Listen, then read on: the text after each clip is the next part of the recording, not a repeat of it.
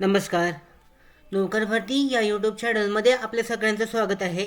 महाराष्ट्र लोकसेवा आयोग, Maharashtra public service commission म्हणजेच MPSC यांच्याकडून एक भरतीची परीक्षा जी आहे, भरती परीक्षा जाहिरात दिल्यानंतर परीक्षा रद्द करण्यात आलेली आहे.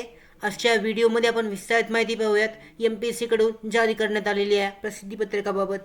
तर यानुसार पाहू शकता, अधिकृत जे प्रसिद्धीपत्रक जारी करण्यात आलेलं आहे त्यानुसार महाराष्ट्र लोकसेवा आयोग याच्यासाठीचं प्रसिद्धीपत्रक आहे.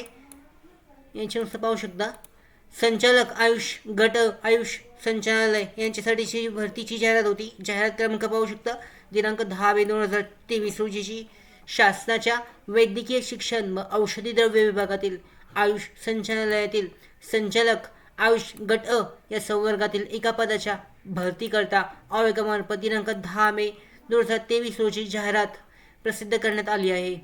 तथापि जाहिरातीस अनुसरून महाराष्ट्र प्रशासकीय न्यायाधिकरण मुंबई येथे दाखल मूळ अर्ज क्रमांक या प्रकरणातील न्यायिक आदेशाच्या अनुषंगाने विषयाधीन संवर्गाचे मागणीपत्र रद्द करण्याचा निर्णय शासनपत्र वैद्यकीय शिक्षण व औषधी द्रव्य विभाग 18 मार्च 2024 रोजीच्या पत्रान्वये असल्याचे कळवले आहे. तसेच विषयाधीन संवर्गाची जाहिरात जी आहे ते रद्द करण्याची विनंती शासनाने केली आहे.